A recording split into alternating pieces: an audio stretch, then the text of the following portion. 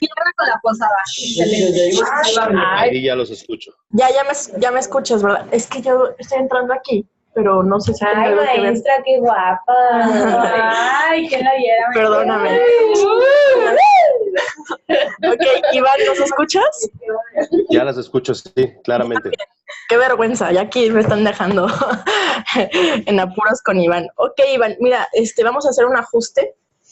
No sé si podamos como... Nos alcanzas a ver en pantalla todas, ¿verdad? Sí, bueno, veo 5 personitas, sí.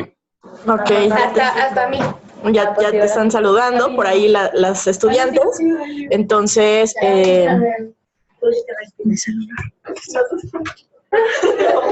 pues, ¿cómo ves, Eder? ¿Lo podemos hacer así? Sí, déjame iniciar con esta cámara. Ok, excelente. Bueno, a ver, niñas, vamos a ir iniciando porque si no el tiempo nos va a comer. Sí, por favor. Voy a presentarles a nuestro conferencista, el maestro Iván Barrera Alcántara, de Ciudad de México. Me voy a permitir leer brevemente su síntesis curricular. Entonces, vamos a darle esta bienvenida. Por favor, démosle un aplauso al maestro Iván por su participación en Ciudad de México. Y bueno, les comento, el maestro Miguel Iván tiene pues una maestría en alta dirección, una maestría en organización familiar sistémica y tiene también la licenciatura en psicología por parte de la Escuela Superior de Estudios Humanísticos. Bueno, pues ha tenido una larga trayectoria.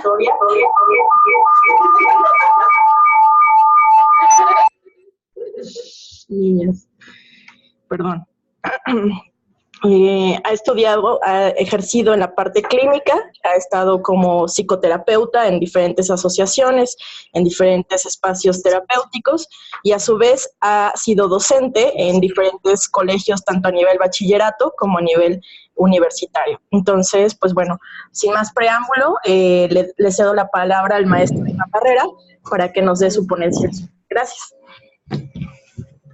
Ok, muy buenos días. ¿Qué tal el frío por allá? ¿Están tranquilos o no les llovió? ¿Llovió? Porque por acá ha caído un tormentón. Ok, bueno, pues mucho gusto. Como bien dijo la doctora Leticia, mi nombre es Iván Barrera y el día de hoy vamos a estar hablando sobre temas en torno a lo que sería el ciclo vital o la psicología del desarrollo, también como se le llama. Y vamos a iniciar hablando precisamente de estas implicaciones clínicas y terapéuticas. Sí me escuchan, ¿verdad? Porque yo dejé de escucharlas. ¿Sí se escucha? Sí, te estamos escuchando, gracias. Perfecto. Ok, entonces continúo.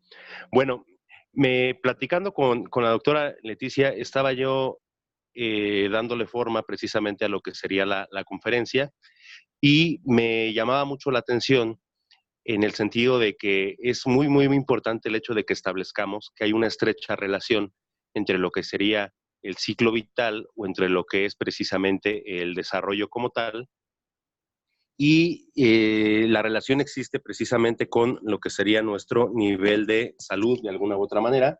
Háblese en ese sentido de lo que es las condiciones de normalidad o anormalidad. Entonces, el ciclo vital y cada una de las etapas que nosotros vamos pasando tiene que ver directamente con una serie de estadios que, según diversos autores, se van relacionando a fin de que vayamos teniendo nosotros una normalidad en cuanto a lo que es la conducta, en cuanto a lo que sería el comportamiento y obviamente a nivel cognitivo. Sin embargo, como ustedes ya bien saben, los criterios de normalidad y anormalidad nos va a dar de alguna u otra forma la sociedad. Como psicólogos o como psicopedagogos en algún momento dado, utilizaremos ejes axiales para ir determinando lo que es un criterio de anormalidad. Esto es, nos basamos para hacer un diagnóstico en lo que sería el DSM y también lo que es la CIE-10. Entonces, en estos dos, vamos a decirlo así, compendios, se pretende de alguna u otra manera clasificar lo que serían los diversos tipos de trastorno. Y es precisamente con esta idea con la que vamos a iniciar a la conferencia. Cuando nosotros hablamos de patología o de psicopatología, específicamente hablando no de barreras del aprendizaje, sino de un trastorno ya mental, vamos a encontrar que la psicopatología enfocada a los niños se divide en dos ramas. La primera, lo que sería dentro de la dentro de la psicopatología infantil, se divide en lo que son los trastornos internalizados o interiorizados y los trastornos externalizados. Un trastorno interiorizado van a ser aquellos que no presentan conductas visibles y sobre todo no presentan conductas disruptivas. Esto podría ser la ansiedad, podría ser también el autismo, por ejemplo, y otro tipo de barreras que impiden al niño o al infante tener un desarrollo normal. Perdón. Por otro lado, tenemos los trastornos externalizados o exteriorizados, y estos van a ser aquellos que presentan conductas disruptivas. Estamos hablando aquí de un trastorno negativista desafiante o de oposición a la autoridad, como se le conoce ahora, o bien estamos hablando de algún tipo de psicosis infantil o esquizofrenia infantil. Junto con ello, bueno, pues conocemos nosotros el trastorno de déficit de atención con hiperactividad, etcétera. Entonces, en estas dos líneas, en lo que serían los trastornos interiorizados y externalizados, vamos a encontrar que aquellas conductas disruptivas son aquellas conductas observables y que tienen que ver directamente con lo que es el comportamiento de los chicos.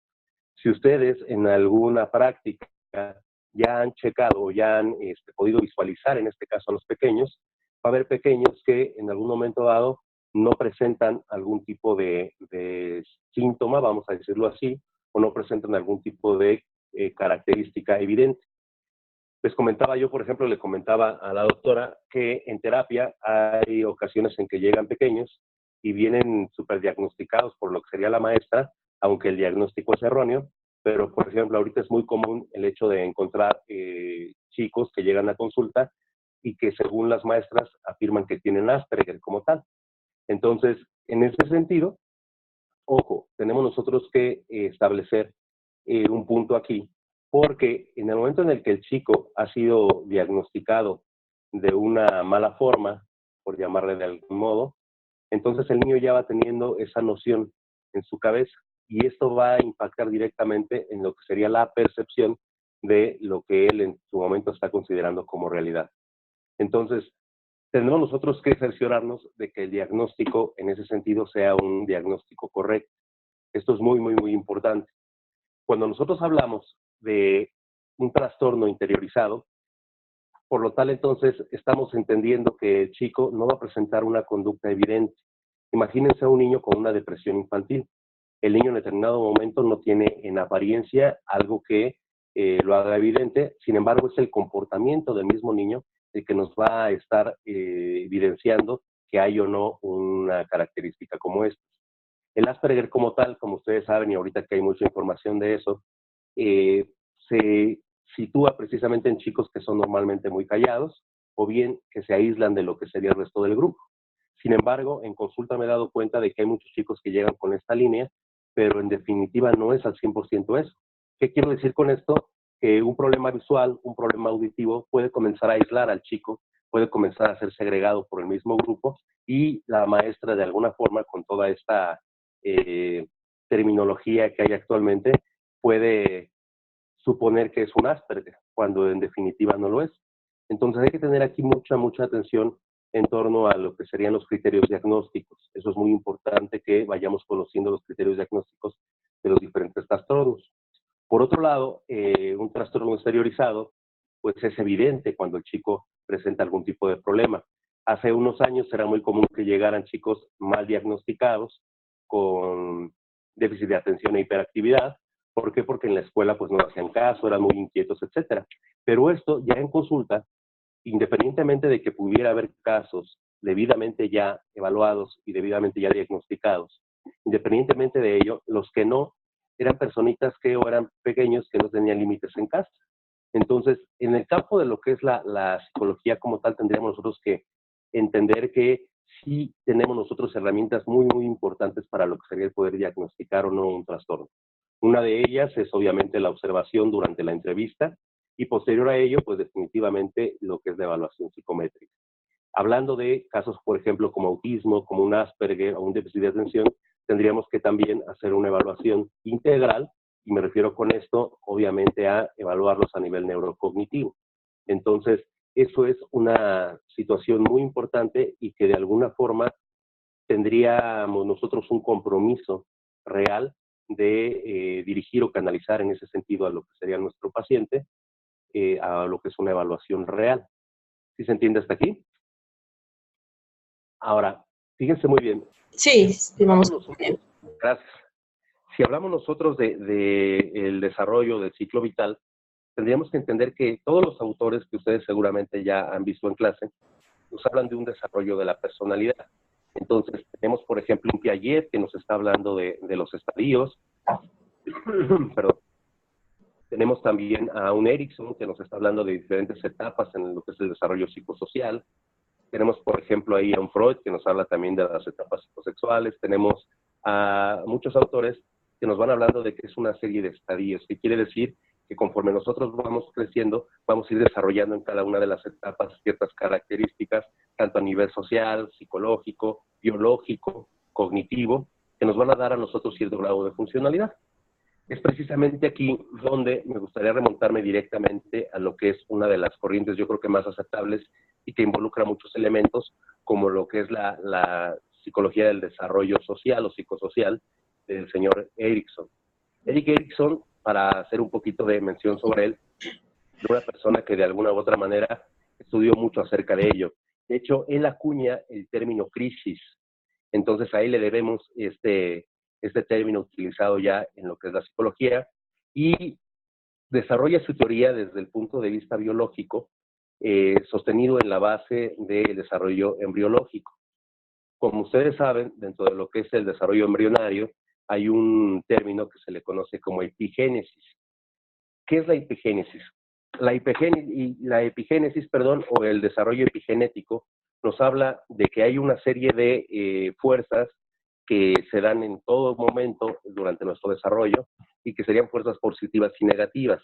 Una fuerza positiva, también llamada sintónica, choca con la fuerza negativa llamada distónica, y del choque de ambas y de la fuerza que prevalece en ese sentido se va a desarrollar lo que sería una fuerza básica o una patología básica. ¿Esto qué quiere decir? Que si en algún momento dado la fuerza prevaleciente es la positiva, vamos a poder nosotros acceder al siguiente nivel. Y esto nos va a permitir tener un desarrollo normal, entre comillas.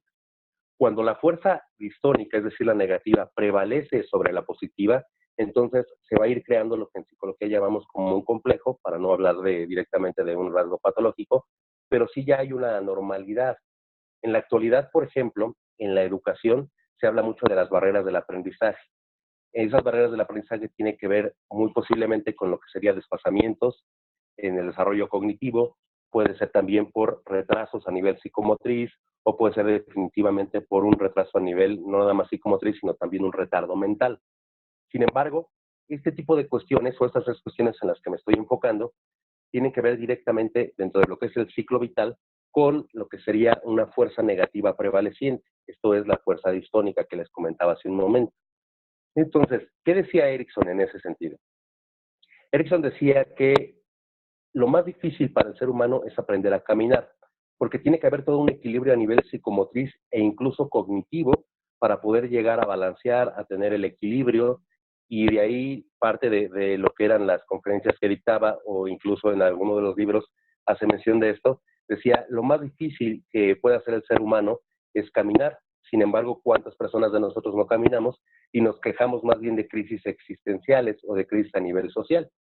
Entonces, tomando como referencia este comentario, la teoría de Erikson en ese sentido, en torno a lo que es el ciclo vital o el ciclo del desarrollo, tiene que ver con esto.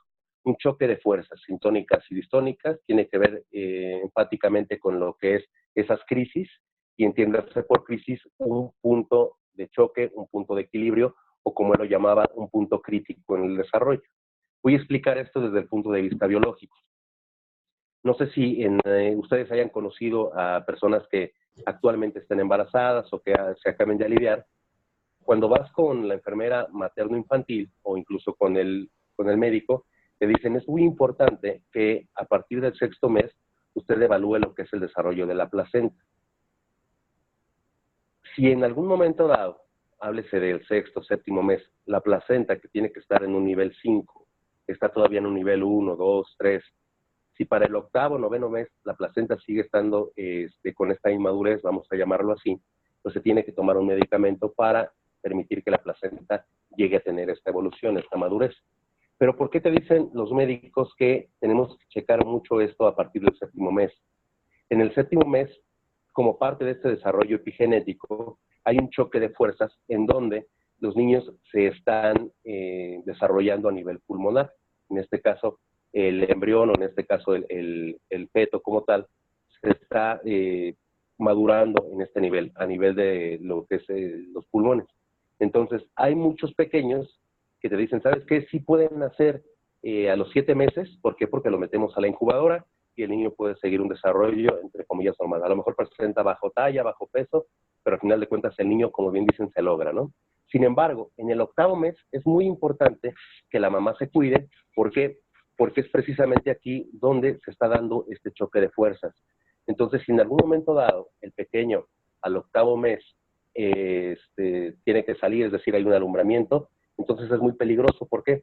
Porque dentro del cuerpo de mamá se está gestando este choque de fuerzas y es precisamente aquí donde podemos nosotros perder al bebé.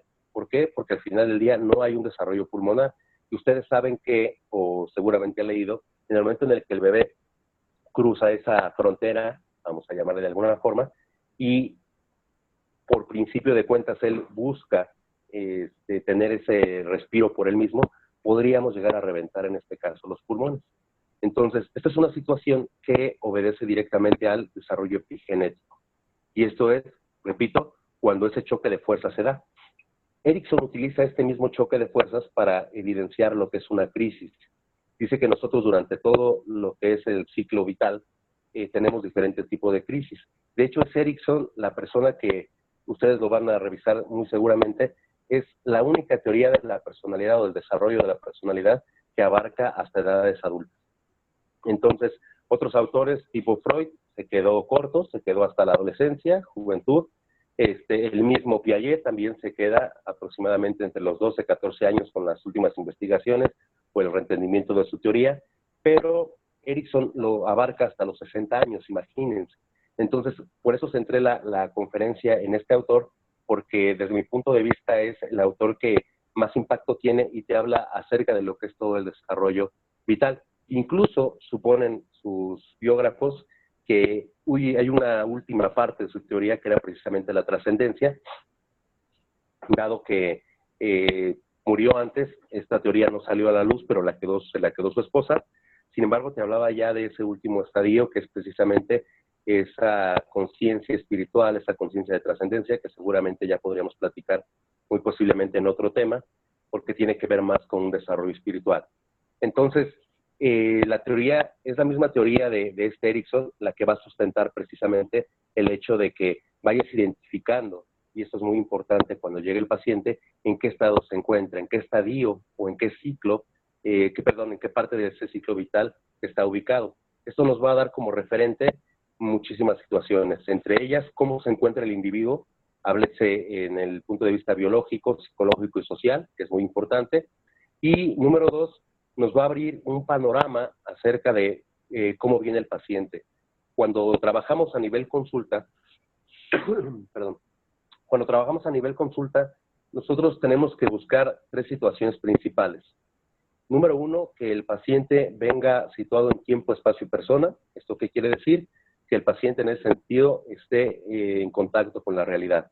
Esto lo podemos ubicar de alguna u otra forma, haciéndole preguntas, por ejemplo, como qué día es hoy, por ejemplo, cómo se le hizo el clima, etcétera. Son técnicas de entrevista que de alguna u otra forma, sin que sean agresivas, vamos a llamarlo así, o sin que se bombardeen al paciente, vamos nosotros a tener un panorama que está ubicado por lo que es, por ejemplo, en tiempo. Eso es muy importante. A través del arreglo personal, si ves a un niño, por ejemplo, que pueda presentar características de abandono, también es algo que tienes que registrar.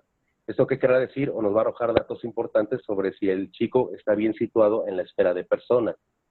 Y, por otro lado, el espacio. El espacio tiene que ver con, no nada más es la espacialidad, sino precisamente que esté en contacto con lo que es el ambiente y sepa.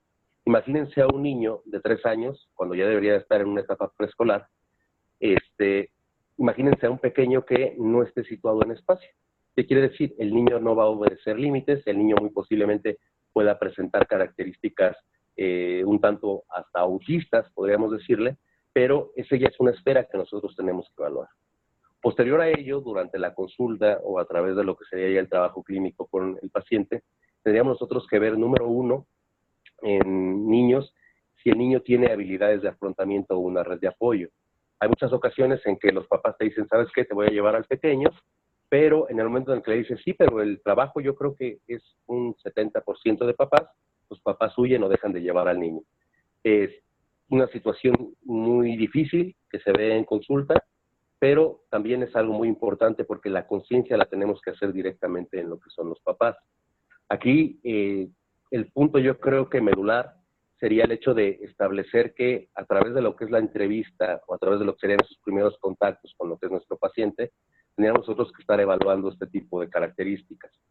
Cuando en persona o cuando en la esfera tiempo y espacio nosotros notamos que hay algún tipo de anormalidad o una situación ahí, ya es una situación que se tiene que evaluar a nivel psicométrico o a nivel neurológico.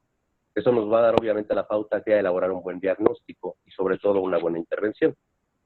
Precisamente es aquí, como les comentaba, en la etapa de los 3 años, en el kinder, donde ya de manera práctica es donde nosotros tenemos realmente un panorama tremendo y un panorama muy rico en el sentido de poder evaluar a los chicos. ¿Por qué les digo yo que a esta etapa? ¿Por qué les digo yo que en el preescolar? Número uno, el preescolar tiene una serie, me atrevería yo a decirlo, multifuncional y multivariada de estímulos. ¿Por qué? Porque está el área de jugar, está el área de lectura, está el área de comer, está el área para trabajar, el lugar para los cantos, etcétera. Entonces aquí el pequeño tiene que discriminar entre muchísimos estímulos e ir asociando esos estímulos con cierto tipo de conductas. Cuando en esta etapa tú te percatas que el niño se aísla o que definitivamente no está cumpliendo con las características que dictan precisamente ese espacio, entonces ya podríamos estar hablando de un criterio de anormalidad que tendría obviamente que ser observado y posteriormente evaluado. También otro aspecto que tiene el mismo kinder es la socialización. Un niño que socializa, independientemente de que en las escuelas les hagan obviamente una pequeña entrevista, tienes tú que percatarte directamente si el niño tiene hermanos, por ejemplo, o qué lugar ocupa, eso es muy importante, entre los hijos. Y es ahí, a través de ese tipo de situaciones, donde puedes explicarte la conducta, si es que el niño está presentando una conducta de hipoactividad o se aísla, o bien es un niño completamente por lo opuesto, ¿no? Un niño muy hiperactivo. Tiene que ver mucho con estas características. Entonces, en psicopedagogía, en la carrera, ustedes tienen un cuestionario muy importante que es precisamente esa historia o el test, perdón, no es un test, es la entrevista psicopedagógica, y es una herramienta que ustedes van a utilizar siempre y van a utilizar durante todo lo que es su desarrollo profesional, su quehacer profesional. ¿Por qué? Porque es en esta misma entrevista donde nosotros podemos percatarnos de situaciones o focos rojos, vamos a llamarle así, de mismo desarrollo. Ejemplos, si el chiquillo en ese sentido se fue lactado, a qué edad caminó, cuándo dejó el chupón, cuándo comenzó a hablar, muy importante. Entonces, todo ese tipo de características nos va a dar a nosotros indicios de que hay una normalidad o no. Un ejemplo de esto puede ser el siguiente, piense muy bien.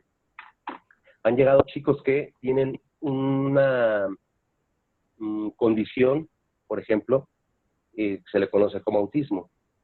Entonces el autismo, según últimas investigaciones, se dice que el semen que fecundó o el esperma que fecundó, en este caso a la mamá, era un esperma que en ese sentido era un esperma ya viejo, es decir, de una persona ya adulta. Esto todavía está en investigación, falta comprobarlo, pero entonces, ¿qué quiere decir? Que el autismo pudiera ser una condición en determinado momento que tiene que ver con el momento en el que al bebé se le va a procrear en ese sentido, ¿vale?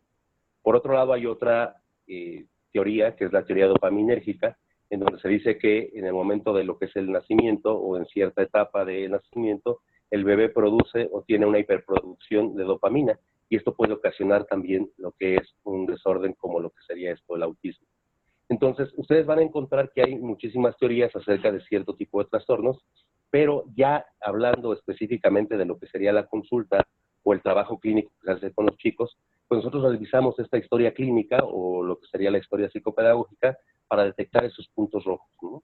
tiene que ver mucho incluso con las primeras etapas del neonato, es decir, el bebé ya recién nacido. Tiene que ver mucho en ese sentido estas preguntas con esta etapa. ¿Por qué? Fíjense, les voy a comentar algo, espero, sí nos va a dar tiempo, no creo que haya problema en ese sentido, pero les comento. Hubo una autora, y yo creo que ustedes ya la conocen, se llama Melanie Klein, y ella nos habla sobre las relaciones objetales.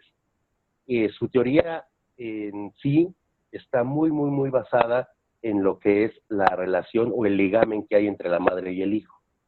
Entonces, esta teoría es una de las que se enfocan más a estos estadios del bebé recién nacido, del neonato. ¿Por qué? Porque te dice que el contacto visual que tiene, en este caso la mamá con el hijo, es muy importante desde el momento en donde se está amamantando al niño. Imagínense ustedes que en el momento en el que el pequeño nace, estarán de acuerdo que por su desarrollo tiene un campo visual muy limitado. Con el paso de los días, incluso hasta el mes, ese campo visual se va abriendo. Entonces, ¿qué nos decía Melanie Klein de la teoría? Ella decía que era muy importante que al bebé se le diera pecho de buena forma, es decir, de buena gana, que fuera un pecho obviamente que lo nutriera, y decía Melanie Klein, y es raro para los autores de su época que expresara esto, pero decía que tenía que ser dado el pecho con amor. Y obviamente ella basaba mucho de esto en lo que es el contacto visual. Entonces, en ese sentido, nosotros podríamos estar hablando de cómo una teórica de la personalidad nos va a estar diciendo que es importante este contacto visual como tal.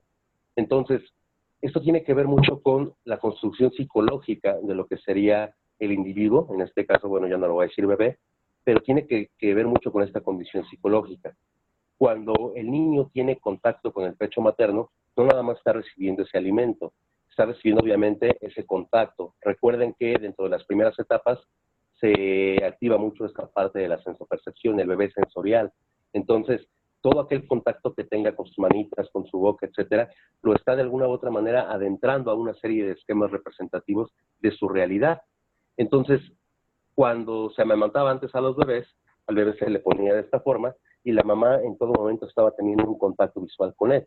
Entonces ahí ya psicoanalíticamente hay un reconocimiento del individuo que más adelante a lo mejor lo pueden checar con este Jacques Lacan, que habla del estadio del espejo, y es precisamente el cómo yo voy a construir mi identidad o mi personalidad con referencia al otro. Llámese el otro, en este caso, las personas que nos rodean. Y es precisamente aquí donde Melanie Klein dice, el vínculo materno-filial tiene mucho que ver con esta etapa. Si al niño se le entrega el pecho con este amor, es un pecho que lo nutre, ya le llamaba el pecho bueno, pues obviamente el niño va a ir creando, va a ir incorporando elementos de su personalidad desde ese instante. Y esto tiene que ver con una investigación de la doctora Heidi Ostrowski, que es una doctora de la UNAM, y estudia mucho ella los casos de mentes criminales, por ejemplo. Entonces, haciendo un recuento y haciendo varias entrevistas, encontró un dato curioso. Era muy posible, en un 80% dice ella posible, que los asesinos seriales, es decir, aquellos asesinos, aquellas personas que tienen esta conducta psicópata, es muy posible que no se les haya dado este pecho como tal. Es decir, que se les haya o privado de lo que es la lactancia, o que bien la lactancia no haya sido algo nutricio, es decir, una lactancia pobre, lo llama ella. Y esto tiene que ver con elementos de la personalidad que van a ir construyéndose, o que se construyeron o no construyeron en lo que serían las personas que tienen este tipo de sociopatía. Entonces, imagínense que el contacto visual y el pecho va a ser un elemento fundamental para construir la personalidad, y mi pregunta es, ¿qué va a pasar con las mamás jóvenes que actualmente están posiblemente dándole de comer al bebé, amamantándolo, pero en lugar de tener ese contacto visual, prefieren estar a lo mejor con el teléfono? Entonces, imagínense en ese sentido qué estamos condicionando en lo que sería el desarrollo de personalidad del bebé. Si Heidi Ostrowski te está diciendo que ese contacto visual es importante y que ella ha encontrado que hay asesinos seriales o personas psicópatas, sociópatas, que no se les amamantó, imagínense qué pasa cuando se pierde ese contacto visual, cuando hay un reconocimiento de la madre hacia lo que sería el pequeño. Claro, obviamente todo esto es teoría, vamos a decirlo así, pero bueno, ya los casos y el 80% que de las personas que evaluó presentan esta condición. Entonces sería muy importante establecer aquí que desde el momento en el que el niño inicia con este ciclo vital, es decir, desde las primeras etapas, pues hay una construcción ahí de la personalidad, hay una construcción a nivel cognitivo, hay una construcción incluso a nivel psicológico. ¿Hasta aquí tienen alguna duda? Vamos muy bien, Iván, nada más que tenemos 4 minutos para que se reinicie la aplicación, dado que es la versión gratuita, nada más 40 minutos, y entonces no te asustes, o sea, volvemos a entrar al link y de la misma manera que hiciste al inicio, y otra vez nos enlazamos. Entonces nos quedan 4 minutos, y regresando de estos 4 minutos le daré la voz a las estudiantes para que te realicen alguna pregunta. Perfectamente. Bueno, chicas, no sé si hasta aquí les haya quedado un poquito claro esta condición o esta situación de lo que es las conductas normales o anormales. Son, de alguna forma, situaciones que son intervinientes con lo que es el desarrollo de la personalidad, el desarrollo del ciclo vital como tal. Ahorita, en este sentido, a nivel clínico, vamos a llamarlo de alguna forma, sí se da mucha la situación en donde no hay límites, donde el niño no está construido psicológicamente, o bien donde en los problemas o en las etapas críticas, regresando al término crisis de Erikson, se encuentran los chicos, a veces en la adolescencia. Es precisamente aquí donde está una manufactura tremenda de situaciones que se pueden entender como un trastorno, aunque no lo sean. Son conductas desviadas o conductas atípicas, ¿sí? Ahorita aquí, de este lado de nuestro bello país, aquí en el Estado de México, pues obviamente yo creo que como en todos lados, están los adolescentes, está la música, está el ambiente social, etcétera, pero se está presentando una característica muy, muy importante en ellos, y es precisamente el hecho de que los chicos no tienen una identidad. Y no estoy hablando de las generaciones, por ejemplo, de ninis, millennials, no. Los chicos carecen de una identidad. Están de acuerdo que en la adolescencia es donde se forma esta identidad. Pero ¿qué pasa cuando un chico viene empobrecido en este esquema a nivel psicológico? Esto lo vamos a platicar ahorita después de reanudar. Pero sí me gustaría escuchar, en este caso, sus opiniones, puntos de vista o bien preguntas. ¿Les parece? Y si hay algún tema que tengamos que abordarlo de manera enfática, pues obviamente ya podríamos programar otra conferencia, ¿les parece? Excelente, muchísimas gracias, Iván. Entonces vamos a esperar unos minutitos a reiniciar. Ellas van a formular la pregunta y te la van a hacer llegar ahorita mismo, ¿sale? Perfectamente, bueno. Muchas gracias. Entonces, ahorita nos vemos. Gracias.